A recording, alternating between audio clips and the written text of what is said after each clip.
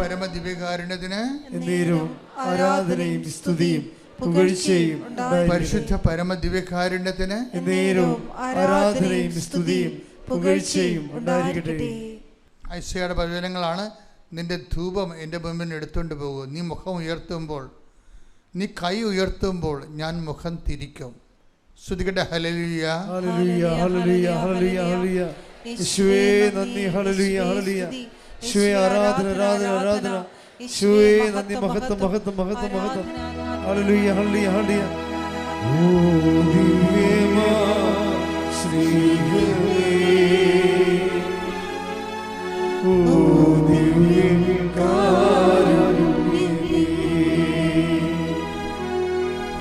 ഓ ദിവ്യമാ ശ്രീഹരേ, ഓ ദിവ്യകാരുണ്യമേ. തിരുവത്താഴമേശയിലെ സമ്മാനമേ, തിരുവത്താഴമേശയിലെ സമ്മാനമേ, ഓ ദിവ്യമാ സ്നേഹമേ, ഓ ദിവ്യകാരുണ്യമേ. ഐസയ 1:15. നിങ്ങൾ കരങ്ങൾ ഉയർത്തുമ്പോൾ ഞാൻ നിങ്ങളിൽ നിന്ന് മുഖം മറയ്ക്കും. നിങ്ങൾ എത്ര പ്രാർത്ഥിച്ചാലും ഞാൻ കേൾക്കുകയില്ല. നിങ്ങളുടെ കരങ്ങൾ രക്തപങ്കിലമാണ്. അപ്പൊ ഇങ്ങനെ ഈ പ്രാർത്ഥനയ്ക്ക് ഇങ്ങനെ ഒരു സിറ്റുവേഷൻസ് ഉണ്ടാവും. നിങ്ങൾ എത്ര പ്രാർത്ഥിച്ചാലും ഞാൻ കേൾക്കുകയില്ല. പക്ഷെ അങ്ങനെ ഒരു വിഷയം ഉടമ്പടിയിൽ ഉണ്ടാകത്തില്ല. എന്താ കാര്യം? ഇത് ഡബിൾ എഡ്ജാണ്. ഇതിൻ്റെ എഡ്ജ് ഒരെണ്ണം നമ്മളൊന്ന് ദൈവമാണ്, ബയലാറ്ററൽ എഗ്രിമെൻ്റാണ്. ഇത് സാധാരണ പ്രാർത്ഥന ഉടമ്പടിയും തമ്മിൽ നിങ്ങൾ തിരിച്ച് മനസ്സിലാക്കണം. ഇത് കണ്ടല്ലേ, നിങ്ങൾ എത്ര പ്രാർത്ഥിച്ചാലും ഞാൻ നിങ്ങളെ കേൾക്കുകയില്ല. അപ്പോൾ അതിൻ്റെ ചാൻസ് ഉണ്ട്. പ്രാർത്ഥന ബദിരകരണങ്ങളിൽ തട്ടി തിരിച്ചു പോരാൻ സാധ്യതയുണ്ട്. പക്ഷെ അതേസമയം തന്നെ ഉടമ്പടി സംബന്ധിച്ചിടത്തോളം ബയലാറ്ററൽ എഗ്രിമെൻ്റാണ്. ദൈവം ഒരു കക്ഷിയാണ് ഇതിൻ്റെ അകത്ത്. ഉടമ്പടി ചെയ്യുന്നവരെല്ലാവരും മനസ്സിലാക്കണം. നിങ്ങൾ ഉടമ്പടി ഉഴപ്പുമ്പോൾ ഉടമ്പടി എടുക്കാതിരുന്ന കാലത്തേക്കാളും പാപത്തിലാണ് ജീവിക്കുന്നത്. കാര്യം എന്താണ്? ദൈവമായിട്ടൊരു കക്ഷിയുമായിട്ട് നമ്മൾ ഉടമ്പടി ചെയ്യണത്. എന്നിട്ട് നക്കാപ്പിച്ച അനുഗ്രഹത്തിൽ നിന്ന് കിട്ടിയില്ല, താമസിച്ച് പോയെന്നും പറഞ്ഞുകൊണ്ട് നിങ്ങളുടെ പഴയ മനസ്സിരിപ്പ് പോലെ ജീവിക്കുകയാണ്. അത് വന്നാൽ മിക്കവാറും നിങ്ങളുടെ അതിൻ്റെ റിപ്രക്കഷൻസ് വന്നാൽ കൊടുത്തുവിട്ടാൻ കയ്യിൽ ഒന്നും ഉണ്ടാകത്തില്ല. കാര്യം അത് എങ്ങനെ കൊടുത്തുവിടുമെന്ന് എനിക്ക് പോലും നിശ്ചയമില്ല. ഉടമ്പടി ഉഴപ്പാതിരിക്കാൻ പ്രത്യേകം ശ്രദ്ധിക്കണം. കാര്യം ഉടമ്പടി എന്ന് പറയുമ്പോൾ തന്നെ ജീവിച്ച് വളരാൻ വേണ്ടിയാണ് അതിൻ്റെ അകത്ത് മുഴുവനുമുള്ള ആ ഡിസൈനെല്ലാം അങ്ങനെയാണ്. എന്നിട്ട് നിങ്ങൾ ജീവിച്ച് തളരുമ്പോൾ നിങ്ങളൊരു വല്ലാത്ത തളർച്ചയിലേക്കാണ് പോണത്. ഉടമ്പടി ജീവിച്ച് വളരുകയാണ് ചെയ്യണത്.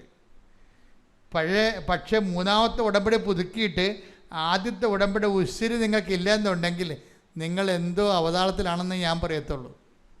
കാര്യം അത് ആരുടെയും കുഴപ്പമില്ല, നിങ്ങളുടെ നേച്ചർ ആണ്, നിങ്ങളുടെ സ്വഭാവം ഇങ്ങനെയാണ്. പണ്ട് പോലെ ദൈവത്തിൽ നിന്ന് വല്ലതും കിട്ടിയാൽ മാത്രമേ ദൈവത്തിന് മുമ്പ് വാലാട്ടിക്കൊണ്ട് നിൽക്കത്തുള്ളൂ. അല്ലെങ്കിൽ അടുത്ത വീട്ടിൽ പോയി ചില പട്ടികൾ കഴിക്കത്തില്ലേ, അതുപോലെ ചെയ്യും നിങ്ങൾ മനുഷ്യർ. അപ്പം അത് നിങ്ങളുടെ കുഴപ്പമാണ്. നിങ്ങളുടെ സ്വഭാവം പണ്ടേ അങ്ങനെയായിരുന്നു. അനുഗ്രഹത്തിന് വേണ്ടി മാത്രം ദൈവത്തിൻ്റെ മുമ്പിൽ നിൽക്കുകയും ദൈവത്തിന് വിലയില്ലാതെ ഇരിക്കുകയും ചെയ്യുന്ന ഒരു കെട്ട ജീവിതമുണ്ട്. ആ ജീവിതത്തോട് എന്നേക്കും ബൈ പറയാൻ പോകുമ്പോൾ മാത്രമേ നമുക്ക് ഉടമ്പടി എടുക്കാനുള്ള പ്രാഥമിക യോഗ്യത കിട്ടത്തുള്ളൂ. പ്രാർത്ഥിക്കുക, കർത്താവായ ദൈവമേ, ഉടമ്പടി എടുത്ത് വളരുന്നതിന് പകരം ഉടമ്പടി എടുത്ത് തളർന്നു കഴിഞ്ഞാൽ ആ തളർച്ച വല്ലാത്ത തളർച്ചയായിരിക്കും എന്നുള്ള സുവിശേഷ അറിവ് പകർന്നതിന് നന്ദി പറയുന്നു. എന്റെ കർത്താവേ, എന്റെ ജീവിതത്തിലെ ഉടമ്പടി ജീവിതത്തില് വന്നു പോയിട്ടുള്ള തകർച്ചകളെ ഓർത്തുകൊണ്ട് ഞാൻ അങ്ങോട്ട് മാപ്പ് ചോദിക്കുന്നു. കർത്താവേ, കൃപാസനത്തറയില് പ്രത്യക്ഷപ്പെട്ടുകൊണ്ട് ഗ്രന്ഥമുണ്ടാകാൻ പോകുന്നു പ്രാർത്ഥിക്കണമെന്ന് പറഞ്ഞ പരിശുദ്ധ അമ്മയുടെ മധ്യസ്ഥത യാചിക്കുന്നു. എന്റെ അരൂപിയെ എനിക്ക് തിരിച്ചു തരണമേ, ശക്തീകരിക്കണമേ.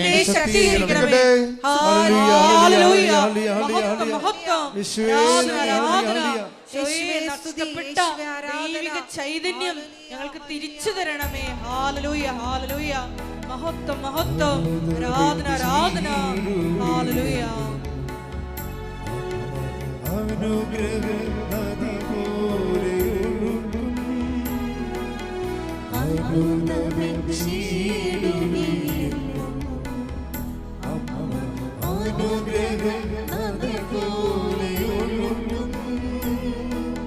കൃപയുടെ വഴികളിൽ സഞ്ചരിച്ചിട പ്രാർത്ഥന വരമേകും സ്നേഹനാഥേ.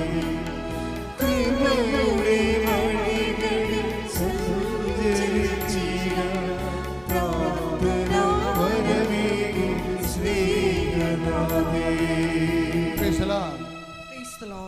ഉടമ്പടി പുതുക്കി കഴിയുമ്പോൾ നിങ്ങൾ ശ്രദ്ധിക്കേണ്ട കാര്യം, വളരെ സൂക്ഷ്മതയുള്ളവരായിരിക്കണം എല്ലാ വിഷയത്തിനും.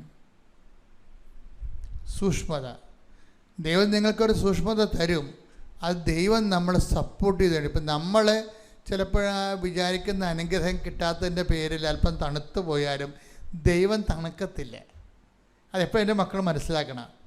ഇപ്പം നമുക്ക് ഈ കൂട്ടുകാരെല്ലാം കല്യാണം കഴിച്ച് അവരെല്ലാം ജോലിയൊക്കെ ആയി കഴിയുമ്പോൾ നമ്മുടെ ചിലപ്പോൾ തണുത്തു പോകാനുള്ള സാധ്യതയുണ്ടേ. പക്ഷെ ദൈവം തണുക്കത്തില്ല. തണുത്തു പോകുമെന്ന് പറഞ്ഞാൽ ഇപ്പോൾ അധർമ്മം വർദ്ധിക്കുന്നതിനാൽ സ്നേഹം തണുത്തു പോകും. Take the bid effort. ശ്രുതിക്കട്ടെ hallelujah, hallelujah, hallelujah, hallelujah, hallelujah. ആരാധന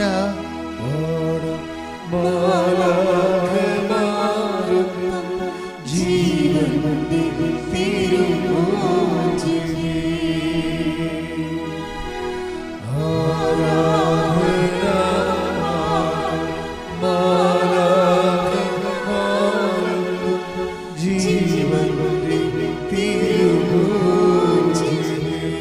പരിശുദ്ധ പരമദിവ്യകാരുണ്യത്തിന് ആരാധനയും സ്തുതിയും പുകഴ്ചയും ഉണ്ടായിരിക്കട്ടെ. മത്തായി 24:12. മത്തായി 24:12. അധർമ്മം വർദ്ധിക്കുന്നതിനാൽ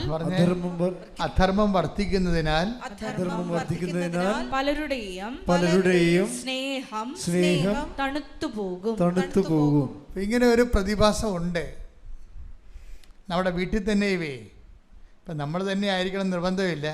വീട്ടിലുള്ള കയ്യിരിപ്പ് മോശമാണെങ്കിലും നമ്മുടെ ദൈവസ്നേഹം തണുത്തു പോകും. ഇപ്പം നമ്മൾ ഉടമ്പടി ജീവിക്കുന്നുണ്ടെങ്കിലും വീട്ടിൽ വെള്ളം അടിച്ച് കഞ്ചാവ് അടിച്ച് തോന്നിവാസം കഴിഞ്ഞ് കണ്ടവൻ്റെ കരുത്തേക്ക് കയറി കള്ളക്കേസും പറഞ്ഞ് നടക്കുന്ന പാർട്ടി ഉണ്ടെങ്കിലേ ഇത് ഈ ആളാണ് നമ്മളെ വീട്ടിലുള്ളത്. അപ്പോൾ ഈ അണ്ണന്മാരുണ്ടെങ്കിൽ ചില സമയത്ത് നമ്മൾ സൂക്ഷിച്ചില്ലെങ്കിൽ നമ്മുടെ സ്നേഹം തണുത്തു പോകും. 24:12 വായിച്ച്. അധർമ്മം വർദ്ധിക്കുന്നതിനാൽ പലരുടെയും സ്നേഹം തണുത്തു പോകും. ദൈവനാമത്തിന് സ്തുതി. മാതാവിനും ഈശോയ്ക്കും ഒത്തിരി നന്ദി. എൻ്റെ പേര് ലിജി. ഞാൻ അങ്കമാലിയിലാണ് എൻ്റെ വീട്. ഞാൻ വർക്ക് ചെയ്യുന്നത് ഓസ്ട്രേലിയയിൽ വാഗയിലാണ്. എനിക്ക് 2023 നവംബറിൽ പെട്ടെന്നൊരു സർജറി വേണ്ടി വന്നു. ബവൽ ഒബ്സ്ട്രക്ഷൻ കാരണമായിരുന്നു. ആ സർജറിയുടെ റിസൾട്ട് വന്നത് പോസിറ്റീവ് ക്യാൻസർ എന്നായിരുന്നു. അപ്പോൾ ഭയങ്കര വിഷമമാകുകയും വീട്ടിലുള്ളവരോട് വിളിച്ചു പറയുകയും അപ്പോൾ ചേച്ചി കൃപാസനം മാതാവിൻ്റെ അടുത്ത് എന്നും വരാറുണ്ടെന്നറിയാം. ചേച്ചിയോട് പ്രാർത്ഥിക്കണമെന്ന് പറഞ്ഞു. അതിനുശേഷം ഈ പോസിറ്റീവായ ക്യാൻസറിന് കീമോതെറാപ്പി വേണമെന്നും 12 സൈക്കിൾ 6 മാസത്തോളം കീമോതെറാപ്പി വേണമെന്നും പറഞ്ഞു. അപ്പോൾ ചേച്ചി പറഞ്ഞു പേടിക്കൊന്നും വേണ്ട, ചേച്ചി ഉടമ്പടി എടുക്കും.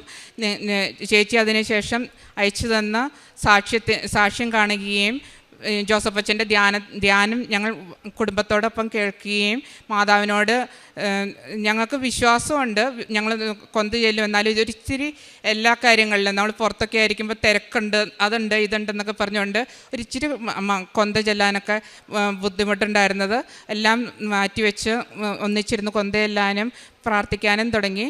അങ്ങനെ ഇത് ഹസ്ബൻഡിൻ്റെ പെങ്ങളാണ്. ചേച്ചിയാണ് കൃപാസനത്തിൽ വരികയും എന്നും പ്രാർത്ഥിക്കുകയും എല്ലാവരോടും മാതാവിനെക്കുറിച്ച് പറയുകയും ചെയ്യുമായിരുന്നു. ചേച്ചി ഉടമ്പടി എടുത്തു. എന്നിട്ട് ഞങ്ങളോട് പറഞ്ഞു മാതാവ് കാത്തോളും, ഒരു കുഴപ്പമില്ല, പ്രാർത്ഥിക്കാമെന്ന് പറഞ്ഞു. ഞങ്ങളുടെ എനിക്ക് നല്ല വിശ്വാസമുണ്ടെന്ന് പറഞ്ഞു. അതിനുശേഷം ഫോളോ അപ്പ് ചെയ്ത് കീമോതെറാപ്പി കഴിഞ്ഞ് ഫോളോ അപ്പ് ചെയ്ത് പെറ്റ് സ്കാനിൽ അബ്ഡോമിനൽ മെറ്റസ്റ്റാസിസ് എന്ന റിസൾട്ടാണ് വന്നത്. ഓങ്കോളജിസ്റ്റ് പറഞ്ഞു ഒന്നും ചെയ്യാനില്ല ചേച്ചി, ഇനി ട്രീറ്റ്മെൻ്റ് ഒന്നുമില്ല. നമ്മളൊരു ട്രീറ്റ്മെൻറ്റ് കഴിഞ്ഞതിന് ശേഷം വന്ന റിസൾട്ടാണിത്. ഒന്നും ചെയ്യാനില്ല, സർജറി ഒരു ഓപ്ഷനേ അല്ല.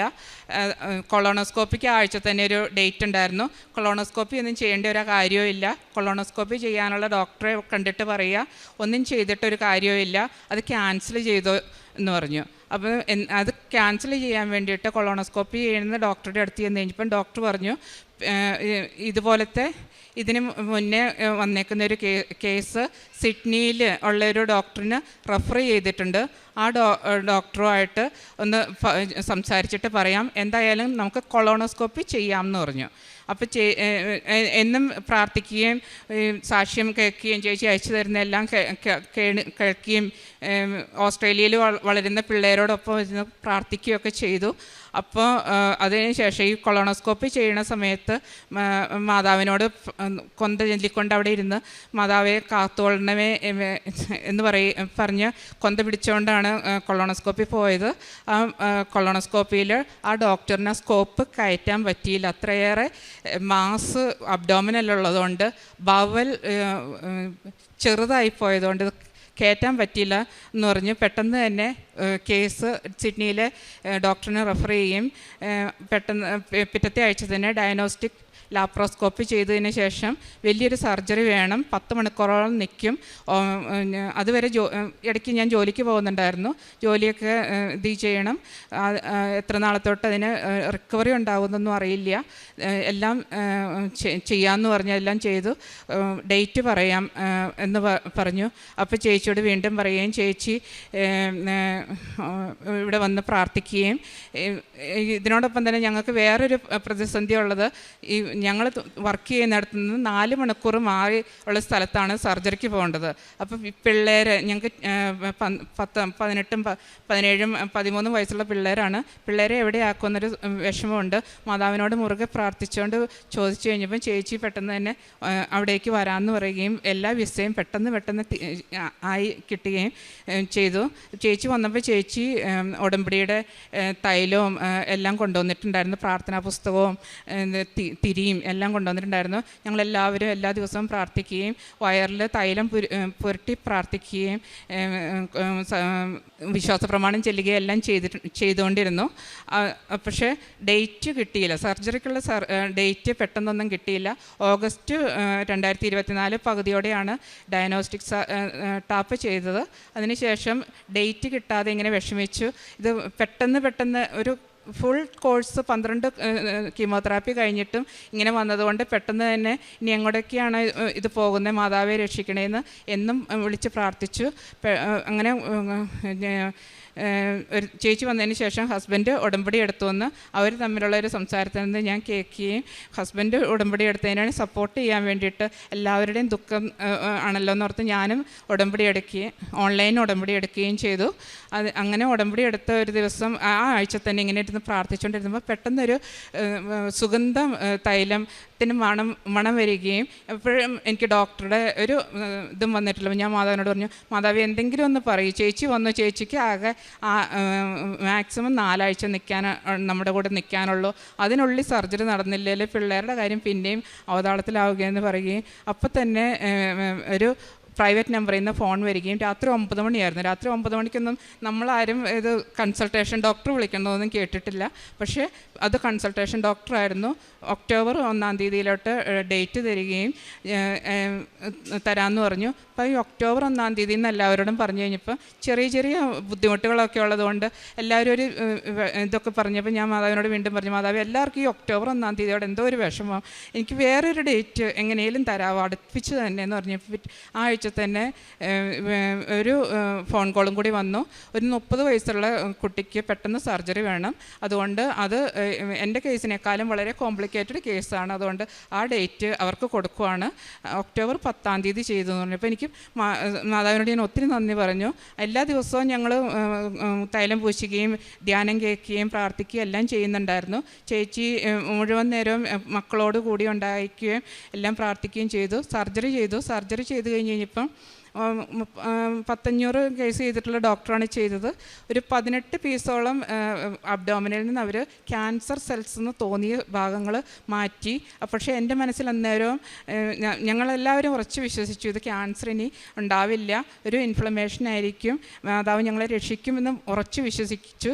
ആ റിസൾട്ട് വന്ന് ഡോക്ടർ സർജറി കഴിഞ്ഞ് റിസൾട്ട് പറയാൻ വേണ്ടി വന്നത് ഇതൊരു അത്ഭുതമാണെന്ന് പറഞ്ഞുകൊണ്ടാണ്. ഡോക്ടർ ഇതുവരെ കണ്ടിട്ടില്ലാത്തൊരു അത്ഭുതമാണ്.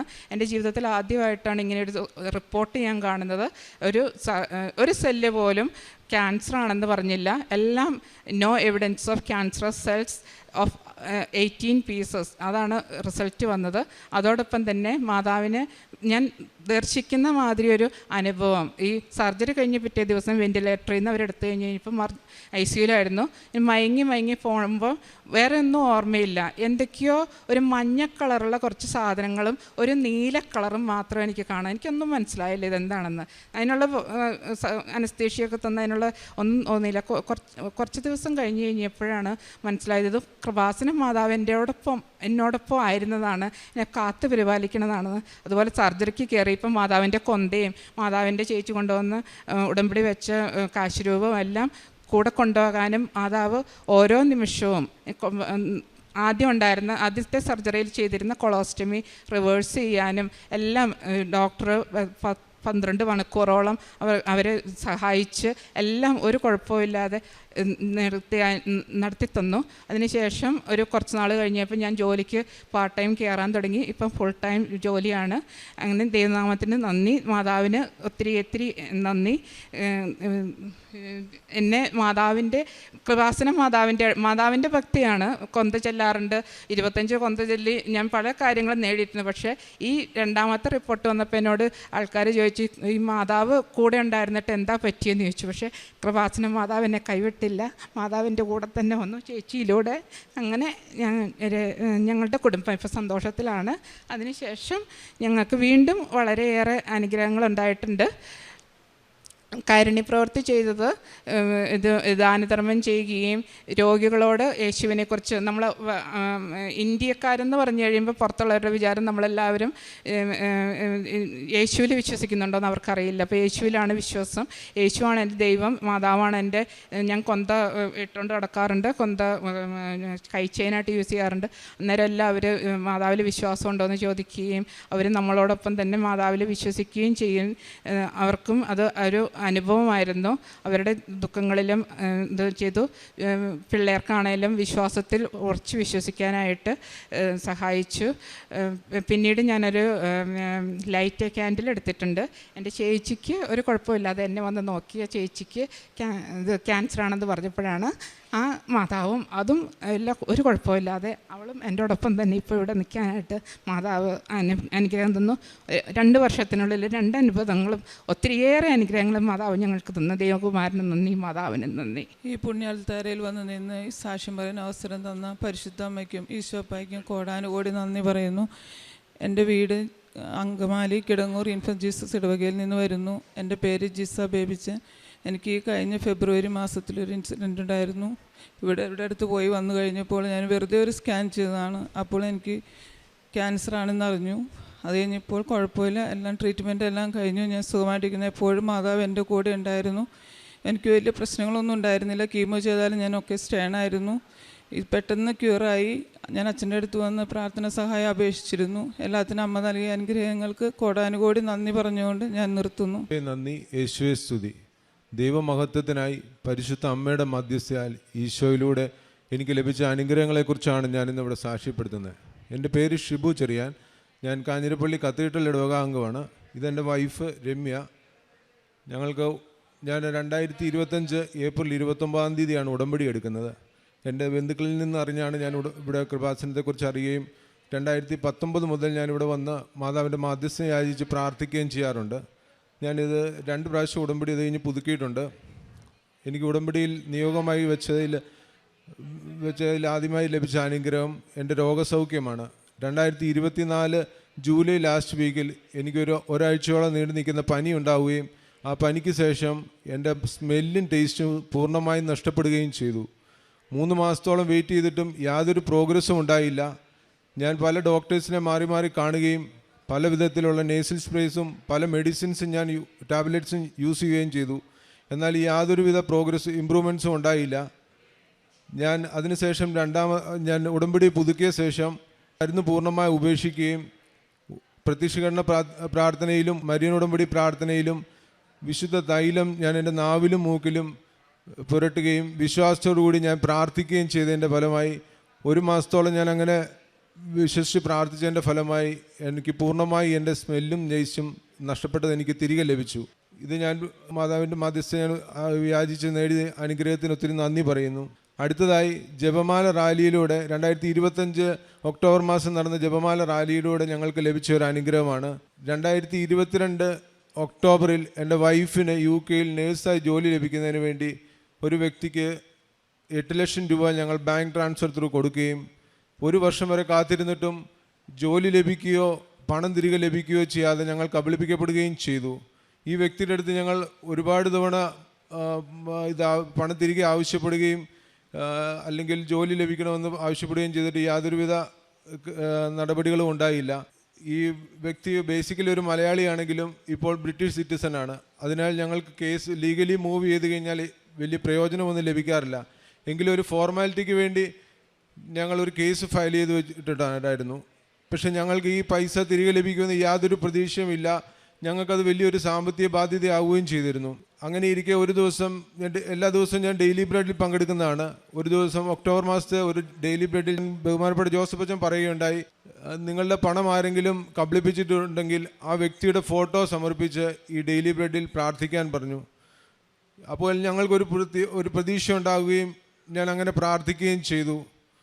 ഞാൻ അതിനുശേഷം ജപമാല റാലിയിൽ നിയോഗത്തിൽ പ്രത്യേക എഴുതി സമർപ്പിക്കുകയും അതിനകത്ത് ഹൈലൈറ്റ് ചെയ്ത് ഞാൻ എഴുതുകയും ചെയ്തു, ഇതെന്നെക്കൊണ്ട് അസാധ്യമായ കാര്യമാണെന്ന്. പക്ഷെ അവിടെയാണ് മാതാവിൻ്റെ ഇടപെടലുണ്ടായത്. ഞാൻ ജപമാല റാലി കഴിഞ്ഞ് തിരികെ ഈ കൃപാസനത്തിലൂടെ വാതിൽക്കൽ കൂടെ പാസ് ചെയ്യുമ്പോൾ എന്നെ ഈ കേസുമായി ബന്ധപ്പെട്ട ഒരു പോലീസ് ഓഫീസർ എന്നെ വിളിക്കുകയും ഈ കേസിൻ്റെ ഡീറ്റെയിൽസ് എല്ലാം ഒരിക്കൽ കൂടി ചോദിച്ചറിയുകയും ചെയ്തു. അതിനുശേഷം 2 ആഴ്ചയ്ക്കുള്ളിൽ, ഇതിന് യാതൊരു പ്രോഗ്രസ്സും ഇല്ലാതിരുന്ന കേസാണ്, 2 ആഴ്ചയ്ക്കുള്ളിൽ ഞങ്ങളുടെ നഷ്ടപ്പെട്ട പണം പൂർണ്ണമായും ഞങ്ങൾക്ക് ബാങ്ക് ട്രാൻസ്ഫർ ചെയ്ത് ഞങ്ങൾക്ക് തിരികെ ലഭിക്കുകയും ചെയ്തു. അങ്ങനെ ഞങ്ങൾ ഇതുമായിട്ട് ബന്ധപ്പെട്ട കേസും കാര്യമെല്ലാം ക്ലോസ് ചെയ്യാൻ പറ്റി. അങ്ങനെ മാതാവ് എനിക്ക് വലിയ 2 അനുഗ്രഹങ്ങളാണ് നൽകിയത്. എൻ്റെ ആത്മീയ ജീവിതത്തിൽ ഞാൻ കഴിഞ്ഞ 4 വർഷത്തോളമായി വിശുദ്ധ കുർബാന മുടക്കാറില്ല. വിശുദ്ധ കുർബാനയെ അതിയായി സ്നേഹിക്കുകയും ചെയ്യുന്ന വ്യക്തിയാണ്. പിന്നെ കുടുംബ പ്രാർത്ഥന ഒരു ദിവസം പോലും മുടക്കാറില്ല. ഉടമ്പടി എടുക്കുന്നതിന് മുമ്പ് ഞാൻ മാസത്തിൽ ഒരിക്കൽ കുമ്പസാരിച്ചിരുന്നത് ഉടമ്പടി എടുത്തു കഴിഞ്ഞപ്പോൾ 2 ആഴ്ചയിൽ ഒരിക്കൽ കുമ്പസാരിക്കാനും, പിന്നെ ഞങ്ങളുടെ ജീവിതത്തിൽ എന്തെങ്കിലും പ്രധാനപ്പെട്ട കാര്യങ്ങളുണ്ടെങ്കിൽ അതിനു മുമ്പ് കുമ്പസാരിച്ച് ഒരുങ്ങുകയും ചെയ്യാറുണ്ട്. ഞാൻ സ്ഥിരമായി ബൈബിൾ വായിക്കാറുണ്ട്. ഏതെങ്കിലും ദിവസം ബൈബിൾ വായന മുടങ്ങിയിട്ടുണ്ടെങ്കിൽ എനിക്ക് കാരണം അറിയാവുന്ന വചനങ്ങളും ചില സങ്കീർത്തനങ്ങളും ഒക്കെ ഞാൻ ഏറ്റു ചൊല്ലാറുണ്ട് പലതവണ. എനിക്ക് ഈ ഉടമ്പടി എടുത്തത് വഴി വിശുദ്ധ വസ്തുക്കളിലുള്ള കൂടുതൽ വിശ്വാസം ഉണ്ടാകുകയും ഭയം എന്ന കാര്യങ്ങളൊക്കെ മാറുകയും ചെയ്തു. ഏത് കാര്യത്തിനും മാതാവ് ഈശോയും കൂടെ ഉണ്ടെന്നുള്ള ഒരു ബോധ്യം ഉണ്ടാകുകയും ചെയ്തു. നമുക്ക് ഇച്ചിരി കാലതാമസങ്ങളുണ്ടായാലും ഏതൊരു കാര്യങ്ങളും മാതാവിൻ്റെ മധ്യസ്ഥയാൽ നമ്മൾ സമർപ്പിച്ചാൽ അത് നമുക്ക് സാധിച്ചു കിട്ടുമെന്ന ഒരു ബോധ്യമുണ്ടായി. എൻ്റെ പ്രേക്ഷിത പ്രവർത്തനങ്ങൾ ഞാൻ ഓരോ പ്രാവശ്യം ഉടമ്പടി പുതുക്കുമ്പോഴും ഞാൻ 6 കെട്ട് പത്രം വീതം മേടിച്ച് ബസ് സ്റ്റോപ്പിലും ഫുട്പാത്തിലുമൊക്കെ നിന്ന് പ്രാർത്ഥനാപൂർവം കൃപാസനത്തെക്കുറിച്ച് പറഞ്ഞ് മറ്റു വ്യക്തികൾക്ക് ഞാൻ വിതരണം ചെയ്യാറുണ്ട്. ഞാൻ ഉടമ്പടി പുതുക്കാൻ വന്നപ്പോൾ എൻ്റെ ഒരു ഫ്രണ്ടിനെയും കൊണ്ട് വന്ന് ഞാൻ ഉടമ്പടി എടുപ്പിച്ചിട്ടുണ്ട്. പിന്നെ ഞാൻ ഡെയിലി ബ്രെഡ് പ്രെയർ എല്ലാ ദിവസവും പങ്കെടുക്കുകയും വാട്സപ്പ് വഴി ഞാൻ 125 പേർക്കോളം ഡെയിലി ഷെയർ ചെയ്യുകയും ചെയ്യാറുണ്ട്. എൻ്റെ കാരുണ്യ പ്രവർത്തനമായിട്ട് എനിക്ക് പരിചയമുള്ളതും അർഹതപ്പെട്ടവരുമായിട്ടുള്ള ചില വ്യക്തികൾക്ക് ഞാൻ സാമ്പത്തികമായും അവർക്ക് ആവശ്യമായിട്ടുള്ള സാധനങ്ങൾ മേടിച്ച് നൽകാറുണ്ട്. നിർധനരായ കുട്ടികളെ കെയർ ചെയ്യുന്ന ഒരു ആശ്രമത്തിൽ എന്നാ കഴിയും വിധം ഫുഡും അവർക്ക് വേണ്ടിയ സാധനങ്ങളും ഞാൻ മേടിച്ച് നൽകുന്നുണ്ട്. ഒരു ഓൾഡ് ഏജ് ഹോമിൽ എന്നാ കഴിയും വിധം ഉള്ള ഫുഡും കാര്യങ്ങളും മേടിച്ച് നൽകുകയും അവിടെയുള്ള ഓരോ വ്യക്തികളെയും ഞാൻ സമീപത്ത് പോയിരുന്ന് അവരോട് സംസാരിക്കുകയും അവരെ സാന്ത്വനിപ്പിക്കുകയും ചെയ്തിട്ടുണ്ട്. ഇത്രയേറെ നൽകി എന്നെ എൻ്റെ കുടുംബത്തെ അനുഗ്രഹിച്ച പരിശുദ്ധ അമ്മയ്ക്കും ഈശോയ്ക്കും ഒരിക്കൽ കൂടി നന്ദി പറഞ്ഞുകൊണ്ട് ദൈവത്തെ മഹത്വപ്പെടുത്തുന്നു.